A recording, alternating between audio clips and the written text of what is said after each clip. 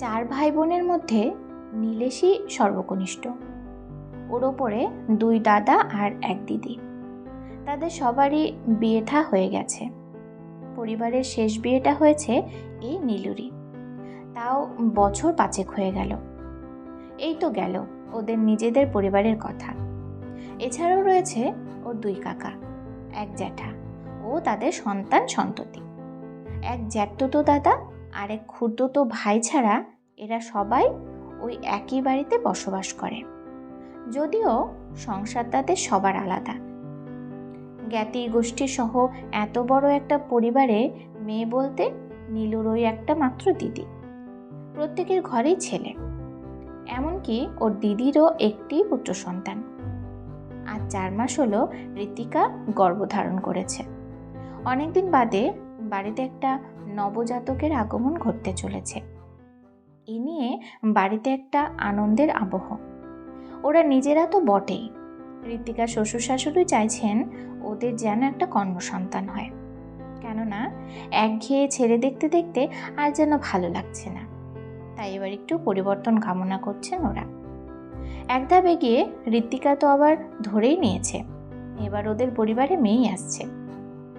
একদিন তাই মেয়ের নামটাও ঠিক করে নীলেশকে জানিয়েও দিল, শুনছো, আমি কিন্তু মেয়ের নামটা ঠিক করে ফেলেছি, ওটাই কিন্তু রাখতে হবে বলে দিলাম। আরে সবুর করো, আরও কয়েকটা মাস, মেয়ে তো আমরা সবাই চাইছি। এটা কি আর আমাদের হাতে আছে যে আমরা যা চাইবো তাই হবে? নিয়ম মতো 2টো নামই তোমার ঠিক করে রাখা উচিত, একটা মেয়ের আর একটা ছেলে। যুক্তি হারিয়ে ঋতিকা তখন একরকম আবেগের বশেই বলে উঠলেন, শোনো, তোমার ওই জ্ঞানগর্ভ বাণী আমি এখন আর শুনতে চাইছি না। আমার ইচ্ছে আমাদের মেয়ে হবে, মেয়েই হবে, আর তার নাম আমি রাখবো প্রাপ্তি। আচ্ছা বাবা, তাই হবে, এবারে থামা দাও দেখি। ওদের আরাধ্যা দেবী মা চণ্ডীর কাছে তো বংশের তরফে মানত করেছেই কন্যা সন্তানের আশায়। 2 মাস বাদে ওরা দুজনে মিলে ইচ্ছে পূরণ হলে আরেকটা কাজও করবে বলে স্থির করে ফেললেন। এই প্রস্তাবটা অবশ্য নীলেশই দিয়েছিল ঋতিকাকে। বুঝলে, একটা জিনিস আমি করব বলে ভেবে রেখেছি, যদি আমাদের মেয়ে হয়। নীলেশ একদিন ঋতিকাকে বলল, কি করবে শুনি? জানি না কতটা কি করতে পারবো, সবাইকে তো আর পারবো না, তবে চেষ্টা করব। আমাদের আশাটা যদি পূরণ হয়, ওই ফ্রি প্রাইমারি স্কুলে 1-এ যে জনা 20-25 ছেলে মেয়ে পড়াশোনা করে, ওদের একটা করে সোয়েটার দেব। আইডিয়াটা তো খুব ভালো, তখন শীতও থাকবে, ভালোই হবে, বাচ্চাগুলোর প্রয়োজনটাও মিটবে আর ওরা খুশিও হবে। ঈশ্বর তো আমরা চোখে দেখতে পাই না, এদের মধ্যেই তো থাকেন ঈশ্বর। এই জীবের জন্য যদি কিছুটাও করতে পারা যায়, তার মাধ্যমেই তো ঈশ্বরের কাছে মানুষের সেবা পৌঁছে যায়, তাই না? সি সেকশন ডেলিভারির পরে যে মুহূর্তে ঋতিকা জানতে পারল ওর বা ওদের স্বপ্ন পূরণ হয়েছে, আনন্দে ও যেন বিশ্বাসই করতে পারছিল না যে ভগবান ওদের প্রার্থনা সত্যি এইভাবে মিটিয়ে দিয়েছেন। ও যখন দ্বিতীয়বার নার্সকে জিজ্ঞেস করলো, আমার সত্যি মেয়ে হয়েছে, তিনি তো প্রথমে ভেবেই নিয়েছিলেন হতাশার কারণেই হয়তো মায়ের এই জিজ্ঞাসা, কিন্তু পরে যখন জানতে পারলেন আসল সত্যটা, তিনিও খুব আনন্দ পেলেন। বাড়িতে যথারীতি আনন্দের ধুম। 1 মাস বাদে হোমযজ্ঞ সহকারে দেবী চণ্ডীর পূজার্চনা হলো। নামকরণ অনুষ্ঠানও হলো ঘটা করে। তারপর পূর্ব পরিকল্পনা মতো একদিন ওই স্কুলে গিয়ে নীলেশ সব খোঁজ খবরও নিয়ে আসলো। ক্লাস 1-এ ছাত্রছাত্রীর সংখ্যা কত ইত্যাদি। প্রধান শিক্ষিকা সে সময় শুধু ওকে বলেছিল, খুবই ভালো উদ্যোগ আপনাদের, তবে দেখবেন যাতে অন্য ক্লাসের বাচ্চারা না টের পায়, ওরা তো সবাই শিশু, ওদের মনটা তাহলে খারাপ হয়ে যেতে পারে। হ্যাঁ হ্যাঁ, এটা আপনি ঠিকই বলেছেন।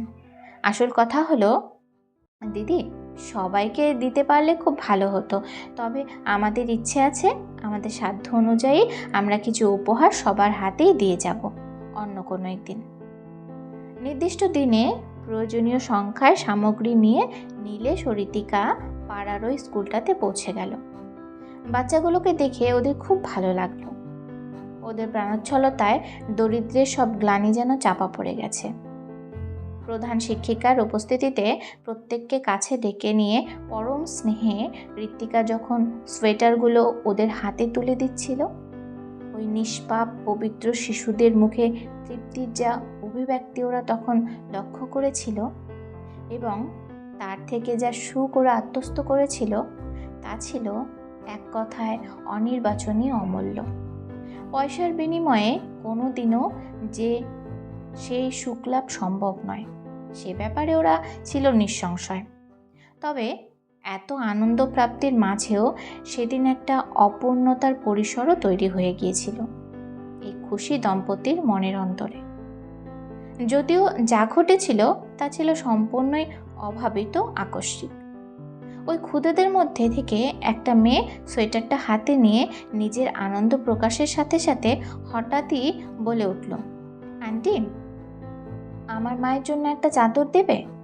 আমার মায়ের তো গায়ে দেবার মতো কিছু নেই।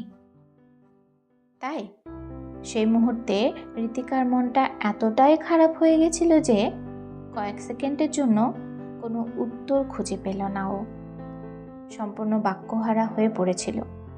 শিশুটির আপাত নিরীহ অথচ হৃদয় বিদারী ওই আবদারের অভিঘাতটা কাটিয়ে উঠে ঋতিকা অনেক কষ্টে সেদিন শুধু বলতে পেরেছিল, আজ তো আনিনি সোনা, পরে একদিন তোমার মায়ের জন্য চাদরটা দিয়ে যাব, কেমন? স্কুল থেকে বেরোনোর পরও ছোট মেয়েটার ওই আবদারটুকু ঋতিকার মনে এমনভাবে অনুরণিত হতে লাগলো, একসময় নীলেশকে ও না বলতে পারল না। দেখো, ওইটুকু মেয়ে মায়ের কষ্টটা কত আন্তরিকভাবে অনুধাবন করে, সেটা আবার লাঘব করতে চাইছে। ওকে তো কেউ বলে দেয়নি এমনটা, মেয়ে বলেই হয়তো এরম গভীর অনুভূতি।